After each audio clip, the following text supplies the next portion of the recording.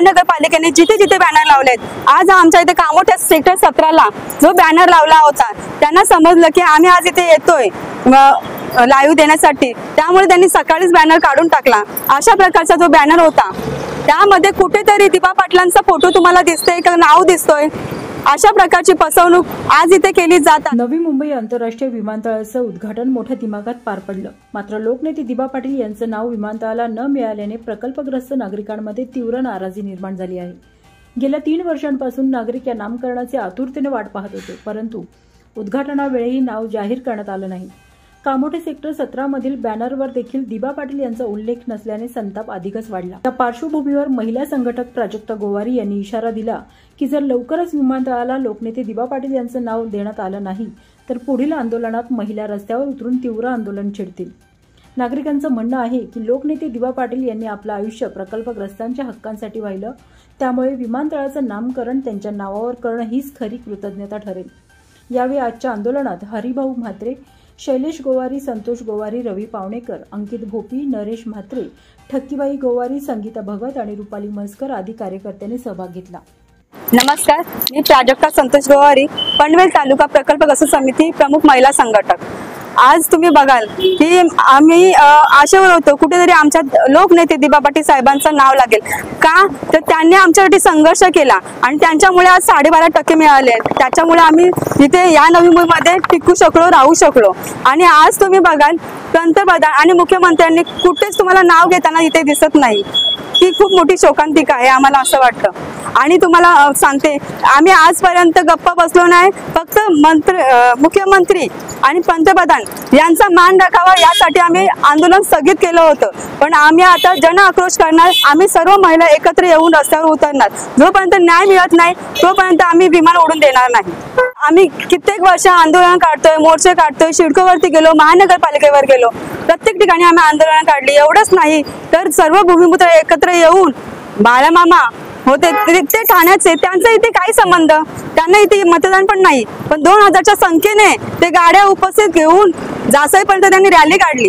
त्यानंतर कुठे फडणवीस साहेबांना वाटलं की खरंच यांची आता शक्ती द्विगुणी झाली आहे, त्यामुळे त्यांनी काय केलं, येत्या 3 तारखेला त्यांनी मीटिंग लावली आणि मीटिंग मध्ये त्यांनी सांगितलं की आता की आमचं मनात आमच्या आले आहे की दिबा पाटील साहेबांचं नाव द्यायचं आणि आमचं पंतप्रधान सोबत पण बोलणं झालं आहे आणि तुमचं पत्रक आमच्यापर्यंत पोहोचलं आहे, आम्ही पुढे केंद्र सरकारला पाठवत आहोत आणि तुमचं नाव देणार। त्यामुळे तुम्ही जो 27 तारखेला विमानतळाला घेराव घालणार आहात तो तुमचा घेराव तुम्ही स्थगित करा।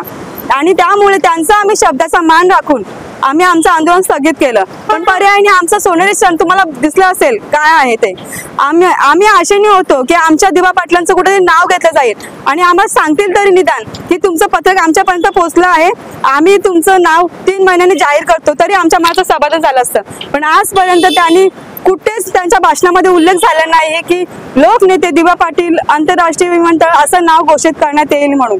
खरंच त्याच्यामुळे आमची आज नाराजगी निर्माण झाली आहे। आज तुम्ही बघाल तर इथे सर्वात जास्त जो त्याग आहे हा भूमिपुत्रांचा आहे।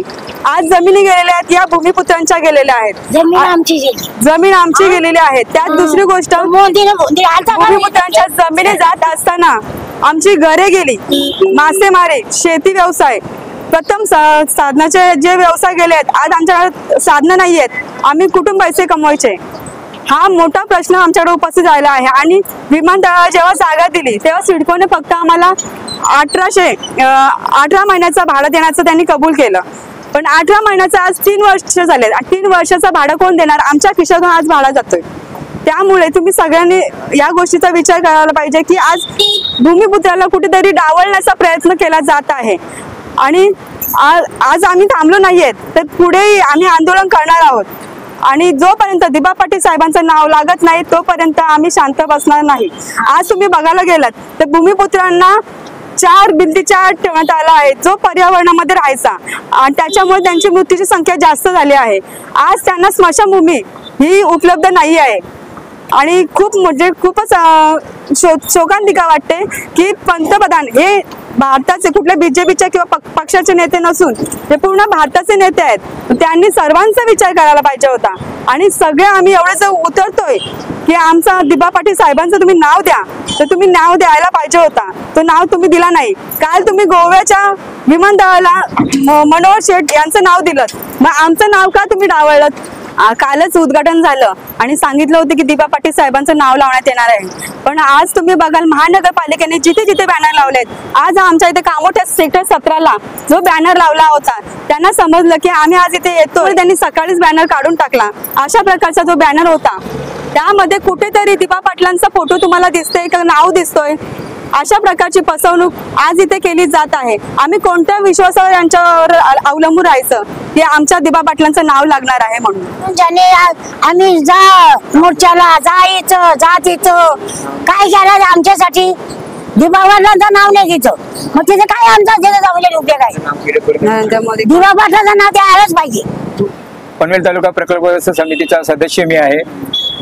काल पंतप्रधान येऊन विमानतळाचं उद्घाटन केलेलं आहे. या उद्घाटनामध्ये ज्या लोकांची जमीन गेली त्या विमानतळासाठी त्यांचा एकही उल्लेख केलेला नाही.